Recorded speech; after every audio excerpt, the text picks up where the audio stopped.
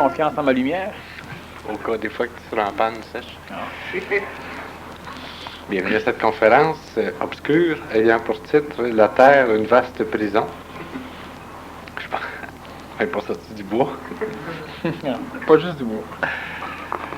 Comment Quand ils sortent du bois, ils pensent qu'ils en sont sortis. Comment peut-on dire qu'on est dans une prison quand on est considéré comme étant sur un continent libre? On dit que l'Amérique, en tout cas les États-Unis particulièrement, mais donc on en fait partie juridiquement un peu, qu'on prône la statue de la liberté de l'homme. Comme disait quelqu'un, la statue de la liberté, elle tourne le dos aux États-Unis. Elle nous regarde.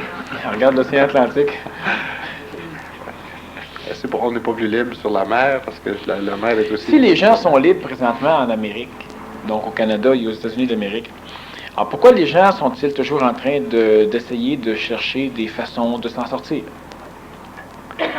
Les gens se droguent, les gens s'alcoolisent, les gens sont déprimés, les gens essaient de passer le temps. Comme on fait dans les prisons, on leur met des téléviseurs, on leur passe des films de temps en temps, ça atténue un peu la violence dans la prison. On leur donne des petites choses pour atténuer la violence, on leur fournit un psychologue, un spécialiste, et les gens ici peuvent s'en fournir eux-mêmes. Et puis, il y a des gardiens dans la prison, il y a des gardiens à l'extérieur aussi. Si c'est si libre que ça, pourquoi les gens sont toujours confinés à devoir travailler? Il y a les religions. Il y a les sectes, il y a les conférences, comme ici, il y a des livres, il y a les romans qui font partie des structures d'évasion de l'humain. On veut s'évader de quoi? C'est ça, on veut s'évader. On veut s'évader, c'est vrai que dans le sens que tu le dis là, on se sent prisonnier parce qu'on parle souvent de fuir la solitude, de fuir les problèmes, de fuir, on parle de fuite, on fuit. Ben oui, les gens fuient sans arrêt. Les gens vont vouloir se distraire, les gens vont voir des films, les gens lisent des livres, les gens se parlent, les gens s'engueulent, les gens se font la guerre, les gens ont besoin de se distraire, les gens appellent ça tuer le temps. Ce qu'ils ne savent pas, c'est qu'eux sont des créatures du temps. Puis quand on tue le temps, ben c'est nous qu'on tue. Parce que quand tu as passé 10 ans à tuer le temps, tu as 10 ans de moins à vivre. Et de 10 ans que tu as passé pour rien. Oui, mais le temps va passer quand même. Si oui, mais tu peux t'en servir pour te structurer des possibilités, pour minimum t'en sortir, donc pour fuir la prison. M'en sortir, qu'est-ce que ça me donnerait de me servir de tout le temps que j'ai à ma disposition au lieu de le tuer et de regarder les films? Ben, c'est un peu comme tu es malade, et puis ça te sert à quoi de prendre le temps qui passe pour te guérir? Il va passer quand même. C'est pas le temps que je veux que tu économises. Ce qui est intéressant, c'est qu'on se serve du temps. Alors, si moi je prends 10 ans à me guérir, puis au bout de 10 ans je suis en santé, toi tu as pris 10 ans à passer le temps, puis au bout de 10 ans tu es encore malade, la différence, c'est pas dans le temps. C'est dans ma qualité de vie. C'est dans ce que moi je vais être. Toi, tu restes dans ton fauteuil ou dans ton lit, puis tu attends. Est-ce qu'on peut s'en sortir? Pose pas de questions comme ça. Ça cause la conférence, ça c'est cool. Comment ça se fait qu'on est en prison? Est-ce qu'on peut s'en sortir? Probablement pas. Est-ce qu'on va s'en sortir? Oui. Ah, c'est bien, quand même, comme réponse. C'est positif. Oui, l'humain va s'en sortir. C'est-à-dire que l'humain va finir par... mais est-ce que lui va s'en sortir? Ça, non. Est-ce que l'humanité doit toute sortir de la prison ou est-ce qu'on peut sortir de la prison individuellement? Non, tout ce qui anime l'humanité va sortir de la prison, mais l'humanité ne sortira pas au complet de la prison. Ah, c'est des réponses intéressantes. Hein? Qu'est-ce qui fait la prison? Ça ne dit rien. Moi, je comprends. Hein? Tu me l'expliqueras. Dans les 4 prochaines conférences. Quand vous écoutez la cassette à l'envers, là, vous avez la traduction des réponses que je donne comme ça. Ça veut dire sur l'autre côté de la cassette. Après la fin de la conférence, on explique. Tu disais, qu'est-ce que c'était la prison? Qu'est-ce qui fait que la Terre est une prison? Ton corps physique. Puis ton corps physique est prisonnier de la planète Terre. C'est-à-dire qu'il dépend d'une alimentation matérielle, il dépend d'une alimentation énergétique qui est ionique et ionique, qui est solaire et terrestre. Donc, nécessairement, l'humain est dans une prison, qui est le corps physique. Mais l'humain est aussi dans une prison qui est sa conscience mémorielle. L'humain est dans une prison qu'on appelle la mémoire. L'humain est dans une prison qu'on appelle l'illusion. L'humain est totalement dans une prison. L'humain n'a aucune idée de ce que c'est qu'être libre. Aucune. Et là, tu définis l'humain à ce moment-là comme de la conscience pure, de la conscience seulement. Pas de corps, pas d'ego. Que de la conscience. Oui, les personnes ici, c'est de la conscience, sauf que les humains, toute la planète est complète, c'est une vaste prison. Les individus j'ai déjà dit que la planète Terre était un vaste asile psychiatrique. Bon, effectivement, c'est une façon de voir les choses, surtout quand je te regarde. Peut-être que je vois un psychiatre. Ah ben, je voulais pas le dire, là. Mais c'est pas ça que je vois. Comme ça. C'est pas ça que je vois. T'aurais pas arrêté pour une fois. Une fois que tu nous disais quelque chose qui avait de l'allure. Non, mais j'ai pas dit que c'est peut-être que je te vois comme gestionnaire. Mais c'est pas ça que je vois non plus. En tout cas. La Terre est une vaste prison en ce sens que l'humain, depuis que l'humain est sur le plan planétaire, l'humain passe son temps à travailler pour s'en sortir. L'humain a passé une grande partie de son temps pour essayer de sortir, de fuir la mort. On mourrait à 30 ans, on mourrait à 15 ans, on mourrait à 20 ans, on mourrait sinon à 6 mois. Après ça, prenez l'exemple de la femme qui a passé une grande partie de plusieurs années à essayer de se libérer du joug du mâle. Mais le mâle était mal pris lui aussi. Quand la femme s'est libérée, elle a libéré l'homme en même temps. L'homme a appris à faire de la cuisine, l'homme a appris à faire du lavage, l'homme a appris à changer des couches. Bon, continuellement, toutes les religions sont là pour dire à l'humain, bon, suivez-nous, on va vous libérer. Et finalement, l'humain, après 10, 15, 20 ans, il se libère de la religion, en fait compte. T'sais. Et puis, on rentre dans une secte, puis on se fait dire les mêmes choses. Bon, puis à un moment donné, tu arrives à monter sur un autre palier, tu viens de te libérer un peu. La Terre, c'est la structure planétaire au complet, c'est une prison avec une multitude de cellules pyramidales, disons en forme de labyrinthe, c'est-à-dire qu'il y a une cellule au milieu, on part là-dedans. Là, quand tu arrives à sortir de la prison, tu es tout content. Ce que tu sais pas, c'est que tu es dans la deuxième cellule, qui est plus vaste. C'est encore en prison, tu le sais pas. Puis après un laps de temps, ben là, quand tu te rends compte que finalement, tu es toujours aussi limité, un peu moins limité qu'avant, mais très limité quand même, assez que tu te dis, ça vaut pas la peine d'être conscient, hein? Ça vaut pas la peine d'être conscient. Quand on est conscient, il faut que se rendre compte qu'on est fait à l'os. Ça vaut pas la peine d'être conscient là-dedans. Puis à un moment donné, tu travailles, et pouf, tu sors de la prison. Mais t'es où? T'es dans une autre cellule, un peu plus grande. Puis il y en a comme ça une myriade de cellules. Alors tu passes de problématique en solution. La solution finit par devenir une problématique. Pour l'état que tu vis, c'est la solution pour l'état antérieur. Puis là, on s'en va comme ça. Mais à un moment donné, c'est évident que l'humain va arriver à aller à l'extérieur complète des murs de la prison. Mais pour ça, l'humain, faut que l'humain traverse certaines choses. La problématique, c'est que chaque prison étant plus vaste, chaque cellule, quand tu sors, c'est tellement plus vaste, c'est tellement organisé pour que l'humain se rende plus compte qu'il est en prison. Tu penses que tu es sorti? Voilà, à chaque fois l'humain pense qu'il est sorti, puis à chaque fois l'humain vit la désillusion des dieux. C'est-à-dire que l'humain finit par vivre une désillusion où finalement il se rend compte qu'il n'est pas sorti de grand-chose. Bon, il est mieux qu'avant, hein? Il était malheureux, il manquait d'argent. Là, il gagne à la loterie, il est très, très, très heureux. Puis après 3-4 ans, il se rend compte qu'il est aussi malheureux qu'avant, mais il est plus confortable. Mais il est aussi malheureux qu'avant. L'humain, on lui a fait croire qu'il était sorti. Puis la problématique, c'est que l'humain, chaque fois que l'humain sort d'une prison, ben là, il est tellement convaincu qu'il a réussi qu'il prend des vacances. Alors, ce qui arrive, c'est que pendant ses vacances, ben là, il s'assoit dans sa chaise longue, puis il veut bénéficier de la liberté. Et tout le temps qu'il passe comme ça à bénéficier, c'est un temps qu'il aurait pu utiliser pour continuer à sortir.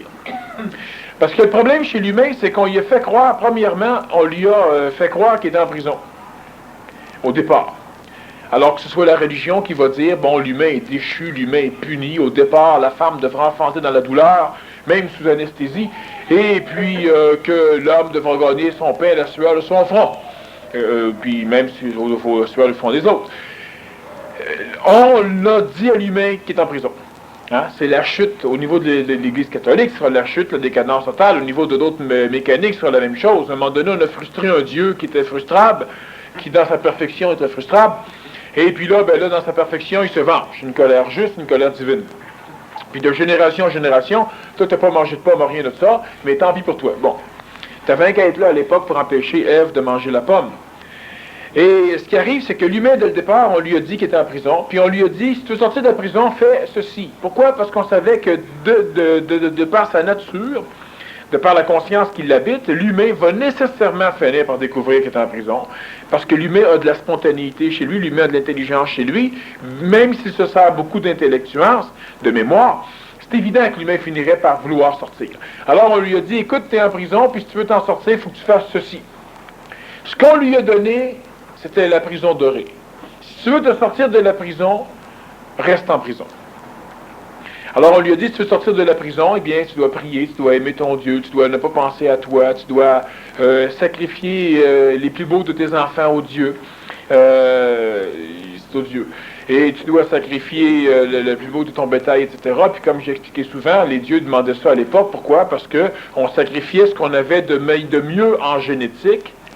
Donc, en donnant nos meilleurs enfants, ça faisait qu'on tarissait le règne génétique de l'humain. Ces enfants-là ne se reproduiraient pas. Donc, on donnait ce qu'il y avait de plus beau, ce qu'il y avait de plus intelligent, ce qui était de plus parfait physiquement. Et les dieux demandaient ça de façon à ce que l'humain reste tari. Et à un moment donné, c'est la même chose. Quand l'humain a décidé que là, on ne donne plus d'humains aux dieux, les dieux ont dit, effectivement, c'est pas les humains qu'on veut, c'est les plus beaux de vos bœufs, de vos brebis, de votre bétail. Pour qu'encore une fois, on tarisse la race. Puis finalement, les plus beaux grains de ton blé, pour que la race génétique du blé reste tarie. Les dieux fonctionnent comme ça. Mais qui décidait pour les dieux? Voilà. Je vais t'expliquer une histoire. Ça commence il y a de cela très très jadis. Ça fait longtemps. C'est pas d'hier? Non, avant hier. La Terre était relativement stérile. Il n'y a pas grand-chose sur la Terre. Il y avait des acides aminés, puis il y avait des petites bébelles de même. Et puis à un moment donné, il y a des aéronefs qui sont arrivés. Des vaisseaux spatiaux. Spacieux. C'était gros. Et puis ils sont venus se pointer sur la planète Terre, puis ont descendu des êtres vivants. Ils ont descendu une première vague d'êtres vivants, et ces êtres vivants-là étaient placés sur la planète Terre parce qu'on les plaçait sur une planète prison. Alors on les a mis sur la planète Terre, puis les autres étaient en prison. Par la suite, on a amené une autre vague de prisonniers d'une autre souche, d'une autre race, puis on les a mis aussi sur la planète Terre. Ces deux souches-là ont fini par cohabiter, et ils étaient mal pris, fait qu'évidemment... vous savez, les Canadiens anglais et les Canadiens français sont en place d'eux dans le désert, ils vont finir par s'entendre. Et quand on va sortir, ils vont recommencer en guerre. Ça dépend de qui, là. Enfin, je parle pas du fleur de lys vivant, là. Mais, alors, ils vont finir par s'entendre. Ces races-là ont fini par s'entendre, sauf qu'il y avait une race plus forte physiquement, plus intelligente aussi, puis elle a fini par être dominatrice de l'autre. Ces races-là sont connues aujourd'hui sous le nom d'intraterrestres. Maintenant, ce qui est arrivé, c'est que progressivement, il y a eu une évolution, une émancipation de la matière aminée sur le plan planétaire, et on est arrivé à avoir des microbes, des végétaux, c'était des microbes végétales, et progressivement, de l'unicellulaire, il y a eu une pluralisation, on est passé au pluricellulaire, au complexe, et à travers l'évolution, à travers des millions d'années, on a fini par, la planète Terre a fini par engendrer les animaux. À travers les animaux, il y avait des véhicules biologiques extrêmement intéressants, les animaux humains. C'est-à-dire que les intraterrestres, à un moment donné, se sont mêlés, sont mélangés aux animaux qu'il y avait là à l'époque. Pourquoi? Parce que les intraterrestres ont toujours eu une problématique, c'est qu'ils venaient d'une planète beaucoup plus chaude que le Soleil, que la Terre, plus près de leur Soleil. Et les intraterrestres étaient très très bien, la planète était extrêmement bien choisie. La problématique, c'est que la planète se refroidit lentement. Se refroidissant lentement, les intraterrestres ont un problème biologique. Et l'atmosphère est de plus en plus oxygénée par les unités carbone des plantes qui vont ramasser le gaz carbonique puis ils vont rejeter un excrément très mortel qui est l'oxygène. Et les intraterrestres ont besoin d'un air sulfureux et nitreux. Ils ont besoin d'une atmosphère chaude.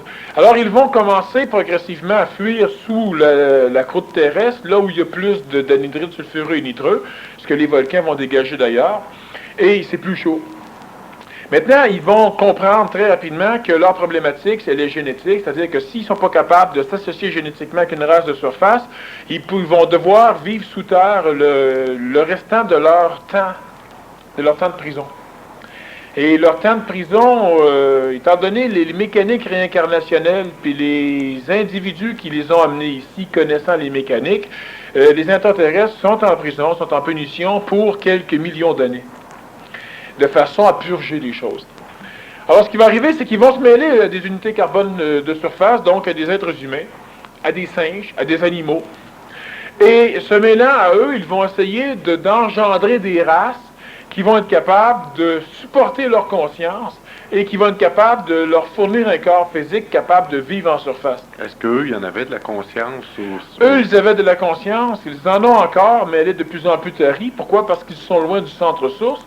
Donc, nécessairement, à la longue, ils ne vivent que dans la mémoire de leur tradition, et progressivement, nécessairement, ça se tarit. Ils sont en involution. Oui.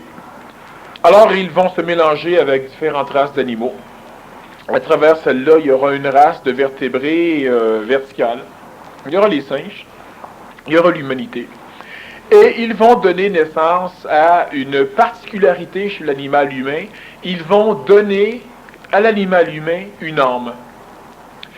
Alors, on parlera de race adamique, de race violette, puis il y aura toute une stratégie de désinformation qui va être placée autour de ça, de façon à ce que l'humain ne se rende pas trop compte qu'il est lui-même descendant. Disons, c'est un hybride d'une mécanique planétaire, d'une mécanique extraterrestre. Donc, l'humain va vivre de cette mécanique. Alors, dans les traditions, on parlera de Lucifer. L'humain, de toute façon, a été créé du point de vue amique, astral, par Lucifer. Et on parlera d'un porteur de lumière. Justement, c'est le porteur de lumière, celui qui va amener la lumière, la conscience astrale à l'humain. Mais on parlera en même temps d'anges déchus. On parlera de certaines choses au niveau des structures bibliques. Puis on verra la même chose au niveau de Rama, de Krishna, les guerres qui ont eu la chicane, puis on ne sait plus lequel qui est le bon Dieu, puis lequel qui est le mauvais Dieu, etc. Et toutes les religions vont donc enseigner les mêmes structures où, quelque part, dans le temps, l'homme a commis quelque chose de pas correct. Ce qu'on doit comprendre, c'est que nous, s'associant génétiquement, puis quand je dis nous, on fait attention, là, je parle de eux, nous, on a les descendants, évidemment. Alors, nous, s'associant avec des intraterrestres, donc avec des prisonniers punis, nécessairement, on va intégrer une partie de leur conscience. Intégrant une partie de leur conscience, immédiatement dans notre conscience, on va avoir une âme, et dans notre conscience, on va immédiatement penser qu'on est puni, immédiatement penser qu'on est déchu, immédiatement penser qu'on doit être tributaire d'un salut extérieur. Immédiatement, on va vivre dans notre psychologie l'idée qu'on devra être sauvé, que Dieu doit venir nous chercher, ou que les extraterrestres doivent venir nous chercher, ou etc. Mais ça, c'est pas nous qui allons être sauvés comme ça, c'est eux, ce sont les intraterrestres. Sauf que nous associant à eux, on a cette idée-là. Et immédiatement, nous associant à eux, ce qu'il faut comprendre, c'est que les intraterrestres qui ont été placés ici, on leur a donné de l'information psychologique, c'est-à-dire que la planète Terre, elle avait été instruite astralement. Il y a eu des races qui sont venues un peu avant et qui ont vécu certains phénomènes sur la planète Terre, de façon à laisser dans la mémoire du temps, dans les annales akashiques, donc dans l'atmosphère, des traces particulières qui vont servir d'informateurs aux intraterrestres qu'on va mettre là, de façon à ce que les intraterrestres puissent quand même survivre à ce qu'on va leur faire faire. Alors, ce qui va arriver, c'est que donc, il y aura dans la structure astrale des mécaniques qui vont engendrer une illusion structurée pour que l'intraterrestre puisse se retrouver quand même un peu dans son monde, pour que l'intraterrestre, dans ses rêves, puisse se véhiculer dans le monde astral d'une façon à pouvoir se reconnaître un peu. On leur a donné du cinéma, autrement dit. Mais là, l'humain, se mélangeant aux intraterrestres, va avoir accès au cinéma intraterrestre. Alors, l'humain, se mélangeant aux intraterrestres, va avoir accès non seulement au cinéma planétaire, celui qui normalement lui aurait été attribué. Ça veut dire les mémoires, par exemple, du refroidissement de la planète Terre, de la boule de feu aller jusqu'à l'apparition de l'homme. Ça veut dire donc plusieurs milliards d'années. Alors l'humain va donc vivre avec une idée qu'il y a l'enfer, c'est-à-dire un feu éternel. Mais c'est pendant des milliards d'années, la planète Terre était relativement chaude. Elle a déjà été d'ailleurs une boule de feu. Alors l'humain va mélanger son scénario, son film, avec le scénario intraterrestre, ce qui va engendrer chez l'humain immédiatement l'idée d'avoir été créé par des divinités. Puis l'idée, évidemment, que les divinités venaient toujours de l'extérieur, d'une façon pure et parfaite, c'est-à-dire que l'humain reste avec l'impression qu'il est déchu, qu'il est impur, qu'il n'est pas correct. Tous les sentiments de culpabilité, de honte, de petitesse... Ça ne nous appartient pas, ça appartient aux extraterrestres. Il faudrait leur dire ou leur redonner. Ben, ils le savent, puis ils continuent à le nourrir. Est-ce que d'autres ont accès aussi au monde astral? Ils ont accès au monde astral, puis une grande partie de ce que l'humain connaît sous le nom des grands maîtres et des intraterrestres, qui avaient comme fonction de continuer à nourrir les structures astrales pour les intraterrestres, puis en même temps pour l'humain, parce que finalement, la structure, l'idéologie intraterrestre, qu'est-ce que les intraterrestres ont découvert? C'est qu'en se mélangeant avec l'humain, ils sont mélangés avec un phénomène très problématique, c'est-à-dire que non seulement la génétique humaine de l'époque ne pouvait pas contenir la conscience d'un intraterrestre, donc il ne peut pas s'incarner à l'intérieur du corps physique de l'humain, mais que l'humain avait développé une excroissance particulière qui était un ego, qui était une âme. Alors l'humain est rapidement entré en guerre contre les intraterrestres. Alors il y a eu un paquet de problématiques. Et l'humain ont toujours adoré les intraterrestres, mais quand ils envoyaient un, ils le tuaient. C'est un peu comme aujourd'hui, on a des populations entières qui attendent les extraterrestres, mais s'ils envoient un dans leur champ, ils tirent dessus tout de suite. Il y en a plein qui font tout pour voir des fantômes dans leur maison, puis quand il y en a un, ben, ils déménagent. Ils se sauvent, ils se poussent. Alors c'est une problématique chez l'humain, c'est le goût de traverser une porte, puis la peur de traverser la porte. Alors, le mélange génétique entre la race intraterrestre de l'époque, intéressant, entre la race intraterrestre de l'époque et l'humain a donné naissance, évidemment, à l'ego de l'homme. Et ce qui va arriver, c'est que la prison planétaire des intraterrestres était une prison planétaire, une prison matérielle, parce que c'est compliqué de sortir d'ici. C'était en même temps une prison psychologique, de façon à ce qu'ils puissent supporter leur idée, leur état. Et c'était une prison du point de vue du mental, du point de vue de la conscientisation, parce qu'on ne voulait pas que ces extraterrestres-là développent trop rapidement une conscience qui aurait fait en sorte qu'ils auraient pu, par exemple, ne pas... Quand tu évolues trop rapidement, il y a des morceaux qui te manquent. Les extraterrestres évoluant trop rapidement auraient pu ne pas comprendre ce qui leur est arrivé. Il fallait donc qu'ils vivent, parce que l'intraterrestre est une créature du temps lui aussi, donc il fallait qu'ils vivent d'expérience, il fallait qu'ils finissent par s'écœurer, il fallait qu'ils vivent une mécanique. Puis comme l'intraterrestre est en phase d'involution, sa mécanique de conscientisation est très, très, très étirée dans le temps. Ça lui prend quelques millions d'années. On parlera de 300, 400 millions d'années.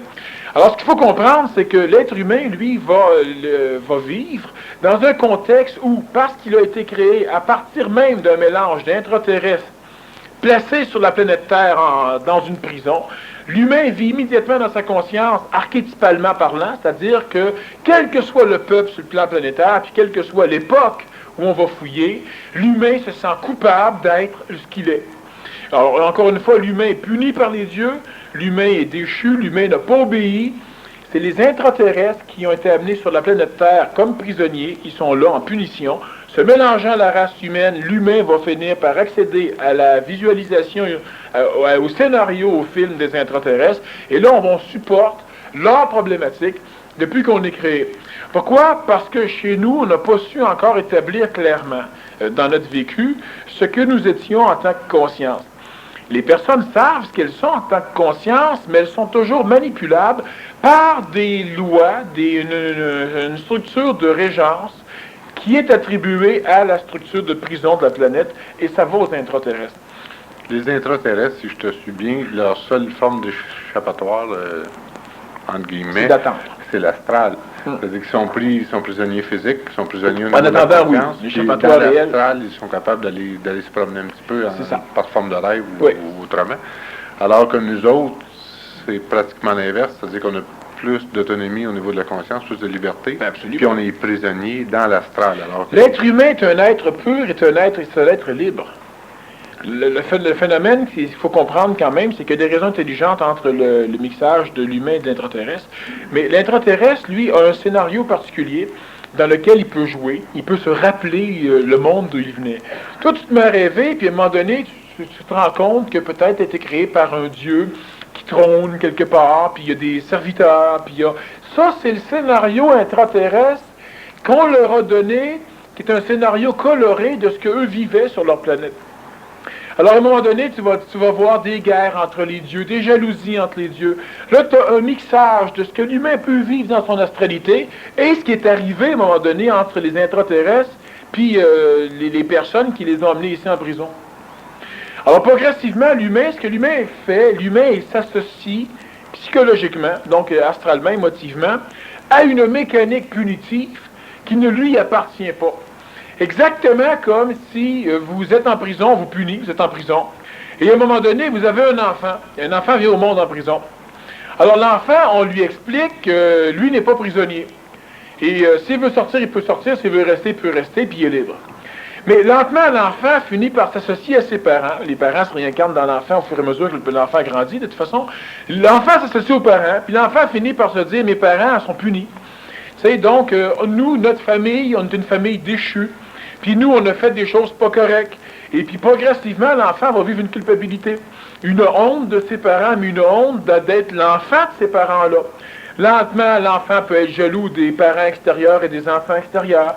Alors, progressivement, il va développer une médiocratie et qui va faire en sorte qu'il va vivre médiocre, il va s'interdire des choses. Quand je dis qu'il réincarne le japonais, là, parce qu'il se fait acquérir le moindrement qu'il veut, c'est un peu ce qu'il va vivre.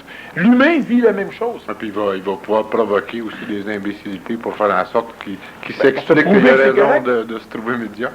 Pour se prouver qu'il y a raison de rester en prison. Alors qu'à un moment donné, on pourrait lui dire, écoute, toi, tu n'as pas d'affaires en prison. Puis l'enfant ne peut, effectivement, s'il n'a pas suffisamment de conscience, il peut ne pas comprendre. Quand à l'époque, on disait, bon, vous êtes punis pour les 8 générations à venir, on punissait les enfants. Puis les enfants qui venaient au monde de ces familles-là se punissaient et acceptaient la punition. Parce qu'à l'époque, la conscience n'était pas suffisamment vaste chez l'humain. Aujourd'hui, on a de plus en plus de conscience, ce qui fait que c'est évident qu'on se révolterait plus facilement. La problématique, c'est que notre conscience, elle est limitée à ce que nous, l'humain, on va se faire mutuellement. C'est pas encore comme partout sur la planète comme ça, mais ça commence. Bon, pendant longtemps, une femme qui se faisait battre, elle acceptait l'idée, parce que c'était normal qu'un homme la batte. Il y a plein de pays aujourd'hui, puis j'ai déjà expliqué, le bonhomme, quand il marche dans le désert, dans un champ iranien puis irakien, il a peur des mines. Alors, il envoie ses enfants en premier, parce que s'il y a des mines, il ne veut pas mourir.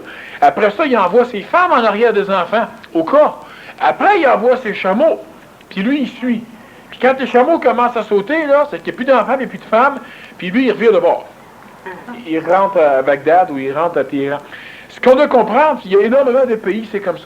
Il y a des religions ici à Montréal où c'est la même chose. La femme est là, elle est là pour servir l'homme. Et puis si elle sert bien l'humain et l'homme, le mâle, pendant quelques générations, pendant quelques vies, peut-être que là, Krishna va l'autoriser à se réincarner en homme. Parce qu'il y a un que l'homme peut être sauvé. Alors, la conscience, elle commence à s'émanciper. C'est toute une évolution pareille pour un corps physique. Ah, c'est toute une mémoire. En tout cas, moi, d'ailleurs, pourquoi je suis pas venu au monde femme dans mes autres vies? Parce qu'on me disait tout le temps, femme, ta boîte. Je m'imaginais, moi, fermer ma boîte, moi. C'est totalement impossible. Mais même la nuit, ça bouge tout seul. Je suis sûr que je me pars. Bon, imaginez. J'ai essayé d'enregistrer ça, mais c'est... Je n'entends rien. Alors, je pensais pas pouvoir monnayer mon sommeil, je marche pas. Alors, ce qu'il faut comprendre, c'est que... Tu peux vendre tes rêves sur cassette, peut-être. Ah, ce serait intéressant. Moi, c'est Spielberg qui m'y vole. En tout cas, je n'ai pas encore parlé, il ne me croira pas. Mais là, ce qu'on doit comprendre, c'est que la planète Terre est effectivement une vaste prison. Pourquoi? Parce que ça a été instruit, ça a été structuré en prison. Il y a une grande partie des structures astrales qui sont un scénario pour permettre aux intraterrestres de pouvoir supporter leur karma. Et là, l'humain est associé à ce karma-là, ce qui fait que l'humain mélange énormément de choses. L'humain est manipulé par, premièrement, toujours l'idée, la sempiternelle idée de culpabilité. Et ça, c'est essentiel. Il faut que l'intraterrestre comprenne qu'il est en prison, puis que c'est juste et correct qu'il soit en prison. Qui l'a mis là? Ça, c'est une autre histoire. J'aimerais mieux qu'on parle de nous autres. OK? Tu me la poseras à un moment donné. La seule question, on peut savoir vraiment c'est qui. Est-ce que ceux qui ont fait ça sont ceux qui peuvent nous aider vraiment en tant qu'humains ou qui vont seulement aider les intraterrestres? Ça va aider uniquement les intraterrestres, ça ne nous regarde pas. Et ne nous nuiront pas. Les contacts extraterrestres que l'humain va avoir à un moment donné, c'est avec des particularités qui viennent de son avenir.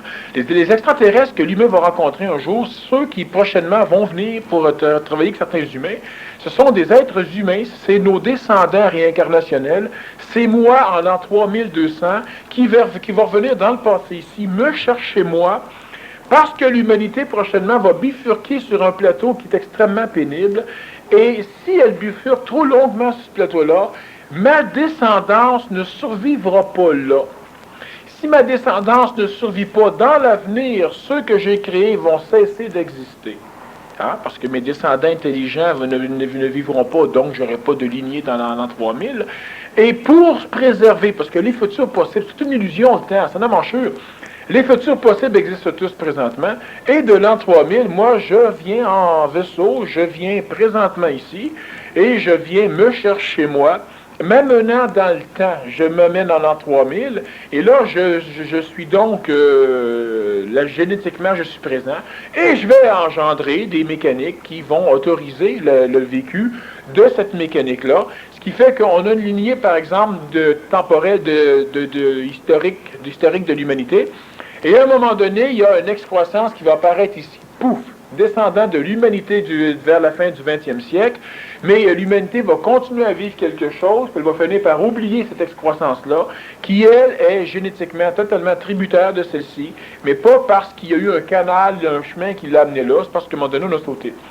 Et quand je dis qu'à un moment donné, en séminaire, souvent, j'explique que l'humain qui se conscientise un jour aura la capacité de courber l'espace-temps, c'est-à-dire de partir, disons, de l'an 1993, 94, 97, 2000, 2007, 2023, et se retrouver plus loin.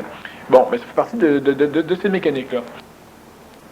Extraterrestre que l'humain va rencontrer, et quand l'humain se demande toujours comment on fait pour savoir s'il est bon, c'est facile, vous allez vous reconnaître. C'est facile de savoir s'il est bon.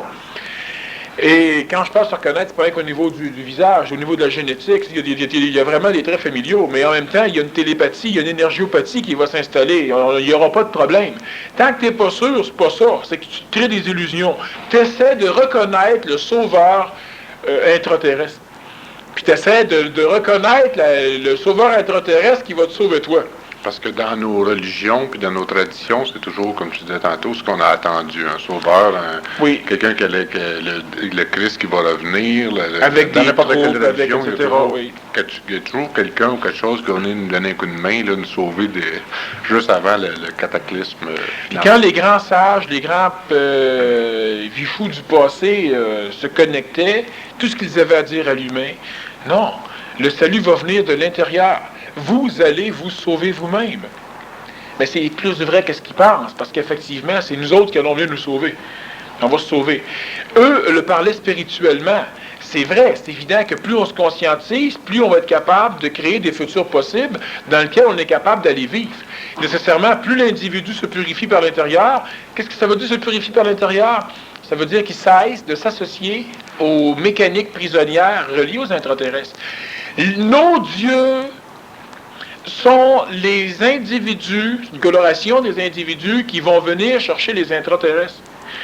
C'est frustrant, parce que dans l'Apocalypse qui s'en vient, l'Apocalypse des autres, à un moment donné, l'humain va probablement rencontrer des dieux. Les dieux vont dire à ces humains-là, écoute, vous n'avez pas le sceau, vous n'avez pas la marque. Êtes-vous un intraterrestre? Non, moi je suis celui qui est venu chercher, je suis convaincu. Ça fait 2000 ans que je vous rêve. Oui, c'est évident, vous n'êtes pas dans la bonne salle du cinéma, vous allez écouter le mauvais film. C'est... Tosse-toi, c'est ça pas vous toi. apprendra à écouter aux portes. C'est pas toi que je viens chercher. Avez-vous déjà vu la face d'un intraterrestre? Probablement pas. Juste les doigts là, au cinéma, c'est déjà pas beau. Ben, c'est à cause que tu n'es pas habitué à voir des bons. Mais, effectivement, ils sont marqués d'un sceau. Ouais, ça fait plein de farces. Mais marqués d'un sceau. Pas marqué du saut. Charles Lejeune est arrivé en courant dans un champ, il est tombé nez à nez avec un extraterrestre. Paf! Il l'a frappé. L'extraterrestre est marqué d'un sceau.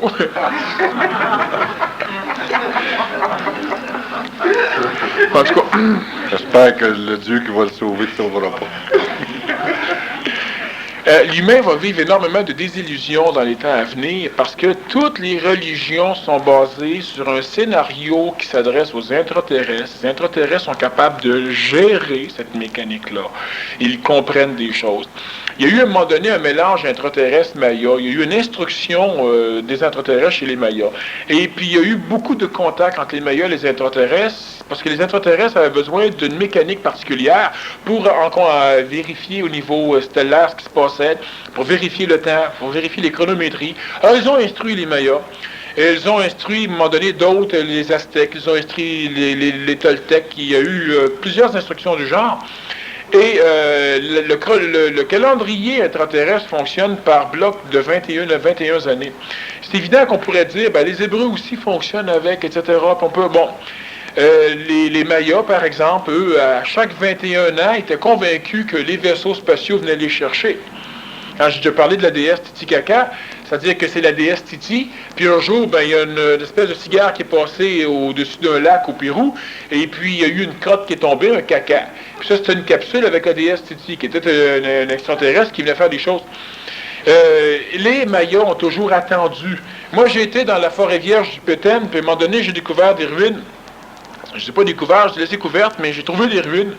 Et puis, il y avait une stèle particulière où on voyait un bonhomme, un Maya, avec le grand panache, un grand prêtre, mais il était à ça du sol, puis dans son dos, on voyait extrêmement bien le matériel qu'il y avait avec le feu du réacteur qui sortait. Donc, il y avait la capacité de voler. Et puis, eux, à chaque 21 ans, ils détruisaient tout au complet. Ils détruisaient tout, pourquoi? Parce que dans leur conscience, il fallait éliminer toute trace de leur passage sur la planète. Alors, ils détruisaient les poteries, le linge, les maisons, tout. La seule chose qu'ils ne pouvaient pas détruire, c'était la pyramide. Mais la pyramide, c'est un condensateur particulier que les extraterrestres leur avaient demandé de construire. Alors, on ne détruisait pas la pyramide. Après 21 ans, on attendait la venue des dieux. Les dieux n'arrivant pas, eh bien, les dieux, c'est des dieux blancs. Les dieux n'arrivant pas, eh bien là, on était frustré un peu, puis on recommençait à bâtir. Mais on rebâtissait un autre temple, un nouveau temple, puis on le bâtissait par-dessus l'ancien. Un temple temporaire. Ouais, 21 ans. Et quand on visite maintenant les pyramides Mayas, ben, c'est des gros temples qui sont extrêmement hauts, puis ils sont pleins de pierres. C'est-à-dire qu'il n'y a rien à l'intérieur. C'est pas comme les pyramides de Khéops, Toutankhamon, Képhren, Mykérinos et les autres. C'est des pyramides pleines. Pourquoi? Parce que c'est simplement des amoncellements de pierres. Les intraterrestres attendent cela. Mais l'humain, dans sa conscience, associé aux intraterrestres, les demi-dieux, souvent qu'on a rencontrés, il y a beaucoup de personnes qui étaient des mécaniques intraterrestres. Et progressivement, l'humain, dans sa conscience, reste confiné à une mécanique de prison. Pourquoi? Parce qu'il reste associé à l'idée que c'est lui qu'on a puni, ces intraterrestres. La chute, c'est pas lui, la chute, il est né sur la planète Terre. Bon, puis la conscience, elle a été créée sur la planète Terre, puis par un canal d'une mécanique intentionnelle, par un canal qu'on appelle l'ajusteur de pensée, il y a la conscience qui est implantée là-dedans. Il y a eu un mélange avec l'extraterrestrialité, c'est-à-dire que les mécaniques intraterrestres, pour un paquet de raisons qui sont intelligentes, en ce sens qu'il ne fallait pas que l'humain non plus évolue trop vite, mais l'humain reste encore associé à un scénario qui n'est pas le sien. Alors l'humain est donc en prison lui aussi. On est tous en prison. On est en prison parce qu'on n'a pas de libre arbitre. On ne peut pas avoir de libre arbitre, les intraterrestres n'en ont pas. Ils ont des règles strictes à suivre qui leur sont dictées par ce qui a été instruit dans l'astral. Et les intraterrestres savent très bien qu'il y a certaines choses qu'ils doivent faire s'ils veulent s'en sortir, et des choses qu'ils ne doivent pas faire. L'humain aussi reste associé aux mêmes mécaniques. L'humain est totalement manipulé par des lois qui régissent l'intraterrestre. Mais les lois qui régissent l'intraterrestre ne sont pas nécessairement applicables pour nous autres. Non, mais les applique. Non, on les colore. Mais quand l'intraterrestre, qu'est-ce qu'il fait? L'intraterrestre, premièrement, il revoit sans arrêt le scénario de sa chute. Les guerres, les conneries qu'il a fait. Il voit ça sans arrêt. C'est essentiel. Imaginez qu'on nous met en prison. Et puis, pour pas qu'on oublie pourquoi, ben on a un film. Puis dans la structure astrale, disons que dans nos pensées, quand on dort, on voit ce film-là. Alors ça nous répète ce qu'on a fait. On revoit les choses. On voit ce qui n'est pas correct. Puis là, on se fait instruire de ce qu'il aurait fallu faire. C'est ce qui leur arrive. Nous, quand on va se coucher, qu'est-ce qu'on voit? On voit les guerres. Puis on voit un paquet de choses. Puis on voit des rois puissants.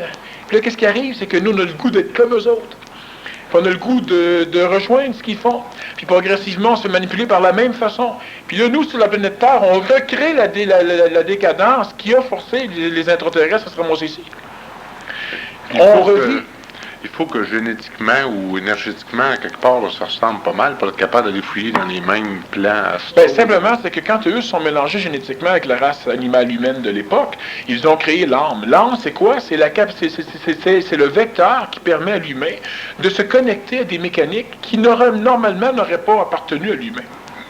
Il y a des raisons intelligentes qui expliquent ça, mais c'est ce qui est arrivé. Alors l'humain voyage dans son propre monde, qui est un monde relativement pur, un monde relativement sage. Il n'y a pas d'enfants qui sont arrivés ici. dans les intraterrestres, c'est uniquement des adultes. L'enfant, quand il fait ses rêves, l'enfant a une capacité de penser beaucoup plus pure. Puis à un moment donné, rendu à un certain âge, il commence, c'est évident que on a maintenant tellement coloré les structures astrales que l'enfant a accès maintenant à la violence de l'adulte, l'enfant a accès aux peurs de l'adulte, l'enfant a accès à l'horreur de l'adulte, à ces choses-là, à la culpabilité, puis à la médiocratie, parce que l'adulte va aussi instruire l'enfant comme il pense que les dieux l'ont instruit. Puis ça, c'est une question d'historicité, ça date de quelques 30, 40 000 ans. En ce qui concerne, disons, la conscientisation peu implacable de ces mécaniques-là chez l'humain. L'être humain n'a absolument pas de libre arbitre. Pourquoi? Parce que l'être humain est totalement associé, il s'associe psychologiquement et émotivement à des mécaniques qui vont régir une structure évolution typique des intraterrestres. Il n'y a aucune personne présentement sur la planète Terre qui n'est pas totalement centrée dans son intelligence, qui n'est pas libre dans sa conscience. Les individus sont dans l'illusion complète. Puis la plus formidable illusion, c'est évident, la culpabilité, c'est important. Pourquoi? Parce que la culpabilité, c'est la faction psychologique qui est implantée dans une mécanique, dans le scénario des intraterrestres, pour qu'eux puissent aller fouiller là-dedans, puis continuellement se rappeler ce qu'ils ont fait de pas correct. Mais l'humain, lui, qui vit ça, l'humain ne peut pas se rappeler d'avoir fait ça. Consciemment, l'humain a l'impression qu'il a fait ça. Alors l'humain, lui, va vivre l'instruction de culpabilité dans l'astral d'une façon beaucoup plus émotive, parce qu'il n'est pas capable de raisonner ce qu'il va vivre, il n'est pas capable de raisonner ce qu'il perçoit, parce qu'il lui manque des informations. L'humain, lui, part uniquement avec le message de punition. Alors que l'intraterrestre, il part avec le souvenir de ce qu'il a fait, l'explication des mécaniques, puis après ça, dans sa prison, la mécanique de correction. Mais l'humain, lui, a accès uniquement à la mécanique de correction. Et si on était capable de se détacher de ces formes astrales-là, soit des rêves ou des impressions qu'on a, est-ce qu'on retrouverait la liberté? Est-ce qu'on a une liberté? On ne retrouverait pas la liberté, on deviendrait libre. On ne serait plus en prison. On pourrait sortir comme on veut. Et l'humain. On aurait le corps physique quand même. On aurait le corps physique quand même, mais c'est pas là que ton corps physique serait plus une limitation. Présentement, ton corps physique est une prison matérielle, parce que c'est comme ça que les intraterrestres sont illimités. Sauf que toi, ton corps physique, tu n'en as vraiment rien à faire. Tu traverserais les murs, tu volerais, tu n'aurais pas besoin d'avoir d'avion. Tu n'aurais pas besoin de créer une mécanique comme les intraterrestres en ont connu une à l'époque. Eux, ils vivaient une évolution, puis dans leur évolution, évidemment, il y avait une technologie. La technologie est venue s'implanter ici. À l'époque de l'Atlantide, surtout, il y a eu un grand contact intraterrestre puis humain de surface, et la technologie se refroidit, puis l'humain fouille uniquement dans ces mécaniques-là. Les sages ont dit, à un moment donné, un jour, l'humain volera. On a même inventé des mots, lévitation. Bon, la communication sans la parole, télépathie. La parole est une limitation. C'est un phénomène temporel qui est jamais clair, qui n'est pas énergétique. On a inventé d'autres mots, métagnomie, cumberlandis, on a inventé des mots, on a inventé un paquet de mots. Pourquoi? Parce que quelque part, au fin fond de l'humain, il y a des choses qui veulent surgir. Sauf que l'humain est toujours assujetti à des mécaniques d'extraterrestres. Par exemple, vous êtes des êtres libres. Vous avez, à un moment donné, dans votre conscientisation, dans votre ascension, vous avez la compréhension intuitive qu'à un moment donné, peut-être, vous allez être capable de guérir les maladies par les voies vitales. Ou de connaître la mécanique intuitivement, la mécanique des plantes, pour être capable de guérir l'humain. À un moment donné, vous découvrez que vous avez peut-être la capacité de connaître les mécaniques astrales qui charrissent l'humain. Alors, vous êtes capable d'aider psychologiquement l'humain. Mais là, immédiatement, l'intraterrestre aussi aurait accès à ça. Mais l'intraterrestre ne doit pas se servir de ça. Il doit apprendre d'autres choses avant. Alors, les mécaniques dans le scénario, les gardiens de prison, les dieux, vont dire à l'intraterrestre que jamais tu ne dois toucher à démentie. Il ne faut pas que tu connaisses le scénario d'avance. Tu n'apprendras pas. Jamais tu devras te tenir près d'individus qui vont faire de la télépathie, ou qui vont faire de la lévitation, ou qui vont guérir, ou qui vont prévoir l'avenir. Éloigne-toi de ça comme la peste, parce que c'est la mort. C'est vrai. L'extraterrestre qui se connecte à ça, il risque de découvrir des mécaniques qui vont peut-être le faire, mais ils vont pas peut-être, sûrement, Ces mécaniques-là vont faire en sorte qu'à un moment donné, il n'y aura plus la sagesse pour comprendre ce qu'il est en train de vivre ici en tant qu'être puni. Alors, ce qui va arriver, c'est que l'humain commence à être télépathe, l'humain commence à être énergiopathe, à être guérisseur, il commence à être mancien, cartomancien, astrolomancien, etc. L'humain commence à vivre des choses, puis immédiatement, les religions, qui sont la coloration humaine et émotive des gardiens de prison des intraterrestres, là, nos dieux, les mêmes gardiens, nous, on pense qu'ils viennent nous interdire ce genre de choses-là. Alors immédiatement, on commence à punir les sorcières, etc. Vous guérissez quelqu'un, ça n'a pas de sens, ça n'a pas de sens. Si Dieu l'a rendu malade, c'est parce qu'il veut le rendre malade. Si Dieu veut le guérir, il va s'en occuper. Personne s'est arrêté Teflon, elle aurait dit, écoute, si Dieu veut le guérir, il va s'en occuper. Ben si Dieu veut m'arrêter, il va s'en occuper. Tu n'as pas besoin de t'en mêler. Si tu as besoin de t'en mêler, ça veut dire que Dieu n'est pas capable de s'occuper de moi. Ça veut dire que je dois me mêler du malade. Dieu ne peut pas s'en occuper non plus. Ce sera la même affaire. Bon. Dieu a besoin de quelqu'un pour tuer, mais il guérirait tout seul. Voyons donc, s'il n'est pas capable de tuer, il n'est pas capable de guérir. Laisse-moi aller. S'il y avait eu un Dieu, tu n'aurais certainement pas laissé comprendre. D'ailleurs, j'ai sauté cette époque-là. Bon. Je suis venu au monde, ils me l'ont sauté l'époque. Alors, ce qu'il faut comprendre, c'est que l'humain va donc continuer à vivre avec l'interdit de télépathie, l'interdit d'énergiopathie, l'interdit de contact intuitif, l'interdit de savoir les choses par lui-même. L'intraterrestre ne doit pas aller chercher de l'information neuve, il doit mijoter de façon à digérer ce qu'il n'a pas pu comprendre dans un monde trop réchauffé. On l'a placé dans un monde refroidi. Quand on dit punition, évidemment, c'est pour comprendre la valeur émotive que l'humain va accorder à cette mécanique intraterrestre. L'intraterrestre, on lui a dit simplement, écoute, t'as une classe enrichie, là, ça marche pas. Fait qu'on s'est pris toute la gang au complet, puis on s'est mis dans une classe allégée. Ça s'appelait notre Terre. Bon. Alors, il y a moins d'informations, c'est plus froid. Mais là, école de forme. Alors, ce qu'il faut comprendre, c'est que l'extraterrestre ne doit pas, c'est un peu comme vous êtes étudiant en médecine, puis à un moment donné, vous allez faire de la chirurgie laser. Hein, ça va venir, ça, prochainement, on va opérer avec le laser. Simplement, on fait des sutures au laser. Bon, au lieu de coude. Mais là, on vous dit, étudiez pas la suture au laser présentement. Parce que vous ne connaissez pas encore tout à fait la mécanique du foie. Il vous manque des informations. Fait qu'on va vous couper l'information. On va couper l'information dans la structure. On répète à l'intraterrestre, écoute, fouille pas dans le neuf. L'intraterrestre, il dit, OK. Mais l'humain qui est connecté parce qu'il y a eu un contact génétique, l'humain qui est connecté à la même chose, l'humain il commence à fouiller dans le neuf, puis là il se fait dire, faut pas se toucher au neuf. C'est à l'intuition, hein? Il fallait que ça vienne de la Bible, de la tradition, il fallait que ça vienne de l'histoire de la chute de l'homme. Ça, c'est la mémoire du scénario qu'on donne aux intraterrestres, faut qu'ils comprennent ce qu'ils font là. C'est pas la nôtre. Ouais, fais ce que Dieu te dit, mais ne deviens pas Dieu. Ben oui. Et c'est exactement ce qu'on donne aux intraterrestres. On va lui dire, écoute, il y a un que le livre traditionnel qu'il faut que tu lises, même. Ah, c'est pas les livres. Mais il y a un que la tradition, c'est-à-dire, il faut que tu te rappelles le scénario qui fait que tu es là. L'humain, lui, se connecte là-dedans, puis l'humain, il fait quoi? Il fait confiance à la Bible. Tu sais, la planète est plate. La planète n'est pas ronde. Il y a ceci, il y a cela, etc. Puis le Soleil tourne autour de la planète. Les mondes ne sont pas tous pareils. Puis après ça, on découvre que la Terre tourne autour du Soleil, que la Terre est ronde, que ci, que ça, que ça, que ça, que ça. Les mondes ne sont pas tous pareils. Mais nous, on pensait que c'était des caves qui avaient le nom. Il suffisait à des mémoires qui informaient les intraterrestres, puis les humains, on pensait que c'était leur mémoire à eux autres, que c'était leur vie, que c'était leur Dieu. Alors l'humain finit par vivre de médiocratie puis de culpabilité. Premièrement, l'humain se sent coupable d'avoir commis une connerie. Puis tous les humains présentement dans l'archétype se sentent coupables au départ. Puis quand je dis se sentent coupables, ils sont facilement culpabilisables, ils vivent la culpabilité. Dans notre conscience, on se dit aujourd'hui, écoute, moi je me sens pas coupable qu'il avait mangé une pomme. C'est passé, moi je crois pas à ça, ou n'importe quoi. D'accord? Mais l'humain se sent coupable continuellement, intrinsèquement parlant. Chez lui, il vit la culpabilité dans son inconscient, parce que son inconscient est une mécanique totalement assujettie à l'information intraterrestre, et l'humain ne comprend pas l'idée. Mais comme on n'a pas de libre arbitre, on est on va en avoir parce qu'on est associé à l'éducation des intraterrestres. Pourquoi la conscience n'est pas capable, ou l'intelligence n'est pas capable de nous déconnecter de cet astral-là? C'est pas nécessaire. C'est pas nécessaire qu'elle te déconnecte pour ton évolution.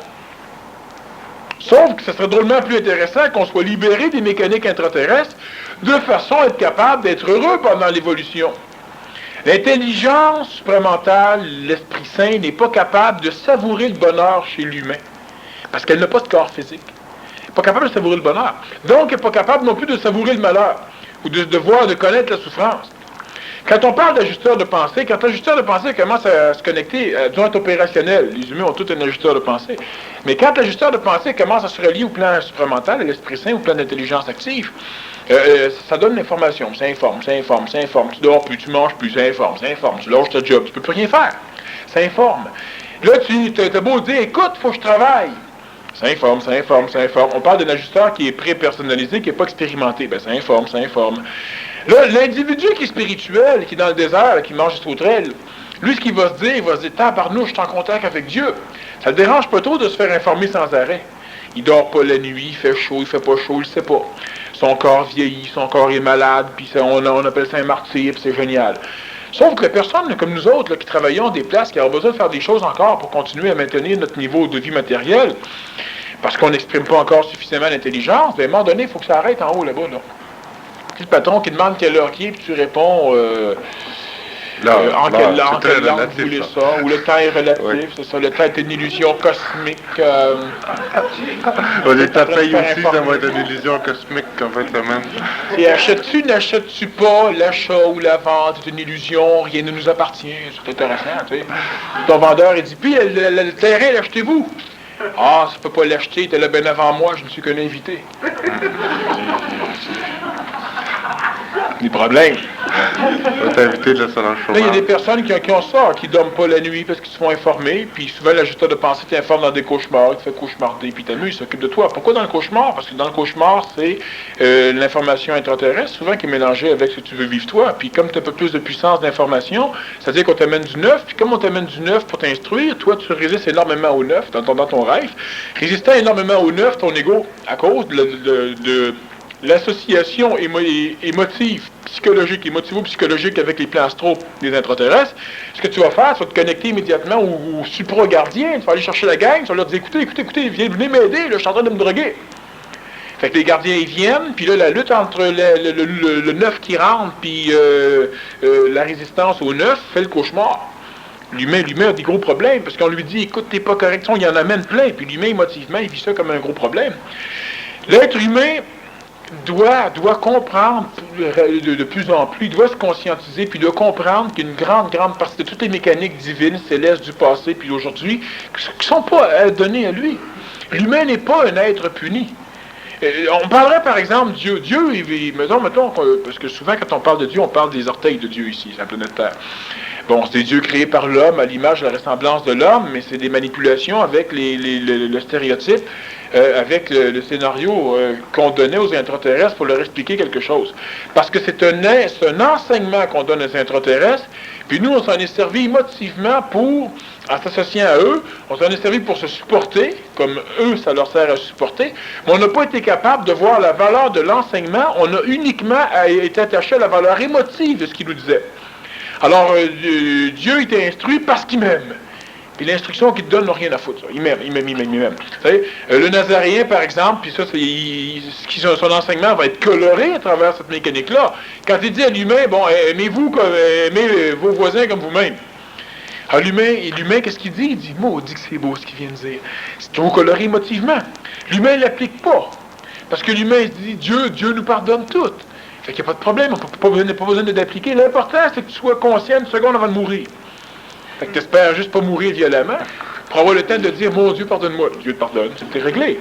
Tu n'as pas besoin de te forcer au long de ta vie. Sauf que les intraterrestres doivent faire ça au long de leur vie.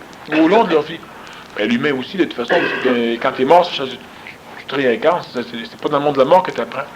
L'humain doit comprendre que présentement, il est totalement assujetti puis associé à un scénario instructif que lui, dans sa valeur émotive, considère comme punitif, à un scénario instructif qui ne lui appartient pas.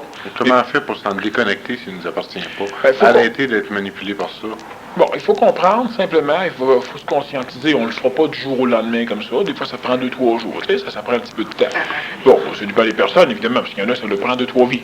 Mais l'humain, ce qu'il doit comprendre... 2-3 jours de ta bouche aussi... Oui, c'est des jours brahmiques. Des jours-lumière. C'est des jours brahmiques. Il y a des années-lumière, puis il y a des jours-lumière. Eh oui. Mais le jour-lumière... Donc, ça prend un certain temps. Ça prend un temps certain. où l'humain doit conscientiser. Ce que les personnes doivent faire simplement, c'est que vous devez travailler à reconnaître ce que vous êtes. C'est tellement, tellement, tellement simple. C'est banal. La problématique, c'est que vous reconnaissez ce que vous êtes à un moment donné, puis là, subitement, on commence à vous charrier. C'est normal qu'on commence à vous charrier. Mais pourquoi les divinités travaillent uniquement en charriant l'humain, en disant à l'humain, c'est pas correct ce que tu fais, on te punir? Pourquoi que la divinité ne descend pas chez l'humain et elle lui dit, écoute, ce qu'il faudrait que tu fasses à la place, c'est telle affaire, puis telle affaire, puis telle affaire, puis telle affaire. Non, jamais, jamais, jamais. L'humain, il a une nouvelle idée, l'humain veut se lancer dans quelque chose de neuf, on tape dedans sans arrêt. L'humain commence à se conscientiser, puis la famille commence à être problématisée, on commence à rentrer dedans aussi. Tu sais, à un moment donné, moi, je connais une personne qui disait tout le temps, là, j'en ai ras-le-bol, ciboire, qui me disent donc ce qu'ils veulent que je fasse, puis qui essayent de me faire chier en me disant, paf, pas ça qu'on veut que tu fasses. Paf, pas ça qu'on veut que tu fasses. Paf, pas ça qu'on veut que tu fasses. Mais dites-moi ce qu'il faut que je fasse. Dieu attend, Dieu est patient. Là, tu dis, bon, ben, là, tu as de l'intuition, tu commences à faire une affaire. Paf, pas ça qu'on veut que tu fasses.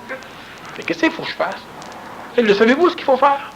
On continue à instruire l'humain en lui disant, c'est pas ça, c'est pas ça, c'est pas ça, c'est pas ça, c'est pas ça, t'aurais pas dû, c'est pas ça, c'est pas ça, c'est pas ça, c'est pas ça, c'est fini là. Pourquoi que les dieux n'arrivent pas et disent pas à l'humain ce qu'il faut faire?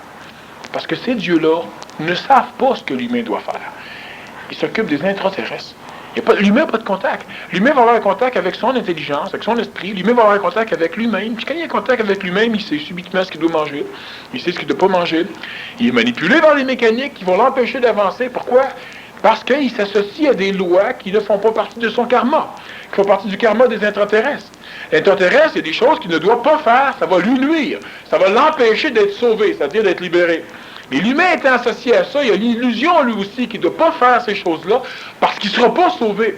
Mais si on réussit à se déconnecter de cette emprise astrale-là, le karma qu'on porte pour rien, pour rien, il doit en avoir une partie qu'on porte pour rien, on porte pour les autres, on l'éliminerait du même coup. L'humain commencerait subitement à être heureux. Puis quand je parle d'être heureux, c'est un bonheur instantané, c'est-à-dire que l'humain commencerait immédiatement à être joyeux. Puisque la joie, c'est spontané. Alors, l'humain commencerait immédiatement à être joyeux. L'évolution serait douce et facile. Il ne serait pas assujetti à un paquet de problématiques où son ego travaille, assujetti aux lois de l'astral qui concernent les intraterrestres, à l'empêcher de réussir, parce que quand l'humain commence à être créatif, l'humain amène du neuf. L'intraterrestre ne doit pas être créatif, il doit être méditatif. Il doit travailler à l'intérieur, puis regarder ce qui s'est passé, puis apprendre là-dedans. Il doit méditer à l'intérieur de son passé. Il doit être traditionnaliste. Mais pas l'être humain. L'humain n'a pas à être traditionnaliste. L'humain doit regarder vers l'avant. L'humain a toujours avancé assez qu'il a même forcé les égrégores divins à s'adapter à l'humain. Et les dieux suivent l'évolution de l'humain dans la conscience spirituelle des êtres humains. Parce que l'humain finit par néotyper, c'est-à-dire qu'il met des nouvelles formes à travers les anciennes formes, les vieilles formes. Alors, l'humain ne doit pas être assujetti à ces mécaniques-là. L'humain a un ego assujetti émotivement et psychologiquement aux lois qui régissent l'intraterrestre, qui sont des lois d'instruction, puis l'humain émotivement s'en sert comme des lois coercitives, de punition. Alors, l'humain doit finir par instruire son ego qu'il n'y a pas à être limité comme ça. L'humain n'est pas bâti pour être puni. Un Dieu ne crée pas une race, puis il ne place pas un arbre en plein milieu en disant « touchez-y pas ». Comme j'explique souvent, tu prends deux bébés, tu les mets dans un parc, tu mets un revolver armé en plein milieu, tu dis toucher à tous les jouets, mais pas à celui-là. Ben les bébés, là, à un moment donné, ils vont prendre le jouet, puis il y a des chances qu'il y en ait un quand tu as. Puis comme il va recevoir le revolver d'en face, il est pas fort, il risque de mourir lui aussi. Là, Dieu va venir dire, ah, le rêve dit. Écoute, c'est qui le brillant là-dedans, Dieu ou les enfants? C'est Dieu. Mais qu'il mette donc son arme ailleurs, qu'il ne le mette pas là. C'est ces créatures, il sait qu'ils vont s'en servir. S'il a créé l'humain parfait, dans sa perfection, l'humain a nécessairement la curiosité. Parce que l'humain n'a pas développé. Si l'humain est parfait, là, un être parfait ne développe pas des défauts. Non, si t'es parfait, t'es parfait. T'es parfait ou tu ne l'es pas. On a été créé à l'image de Dieu, on a fait plein de conneries. Alors imaginez si Dieu commence à faire des conneries. S'il y a la puissance qu'on y accorde. Non, l'idée qu'on a été créé par des divinités, c'est parce qu'on est relié au plan astral, puis l'ego, c'est qu'il est créé par une mécanique astrale, puis il est assujetti à l'astral, etc., puis il va nourrir l'astral. Mais l'humain n'a pas. Quand on dit, par exemple, la seule façon de comprendre réellement la présence de l'être humain sur le plan planétaire, c'est pas par l'émotivité. L'émotivité va nous permettre des relations affectives qui vont nourrir notre corps astral. Ça va nous permettre des relations affectives, par exemple, entre nous. On appelle ça du sentiment. Hein? C'est pas de l'émotion, c'est du sentiment. Ça va nous nourrir. On va être capable, avec le corps astral, avec l'affectivité, d'apprécier un coucher de soleil, d'apprécier des fleurs, d'apprécier les choses qui sont belles. Ça nourrit le corps astral, c'est génial, c'est important qu'on l'aille. Mais l'émotivité, c'est une espèce de problématique, c'est un cancer du sentiment qui n'existe pas chez les intraterrestres, puis qui ne devrait pas exister chez l'humain, c'est pas nécessaire. C'est là, ça dérange pas l'intelligence, ça dérange pas l'ascension de l'humain, sauf que l'humain, il fait une ascension très problématique, où il est pris à se dire de temps en temps, mais je suis un Dieu.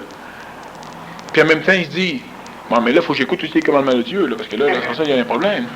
L'humain qui dit de temps en temps, mais l'humain qui se sent à un moment donné, là, il se sent plein d'énergie, il se sent créateur, puis là, il veut foncer, puis c'est pas long qu'on commence à le culpabiliser, puis son ego travaille contre lui. Parce que l'ego, lui, c'est le médiateur, et vu qu'il était sujetti aux lois des dieux qui instruisent les intraterrestres, l'ego finit par venir se mêler de nos bebelles. L'ego nous empêche de réussir inconsciemment, parce que l'ego est finalement le gardien luciférien dans l'humain des lois qui régissent l'intraterrestre.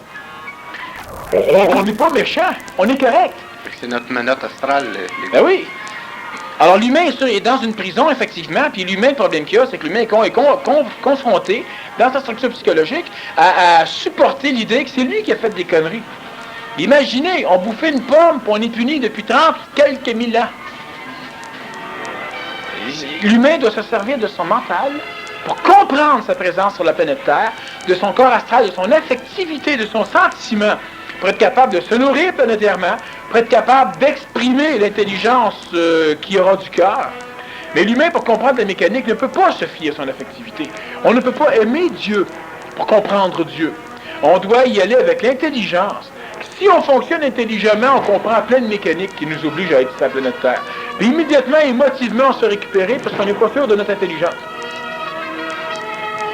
J'ai pas fini, mais on va faire une deuxième partie, puis on continuera. Vous avez des questions sur le sujet ou sur n'importe quel sujet, vous les écrivez correctement pour que Charles puisse avoir l'impression qu'il sait lire. Puis on fait une petite pause.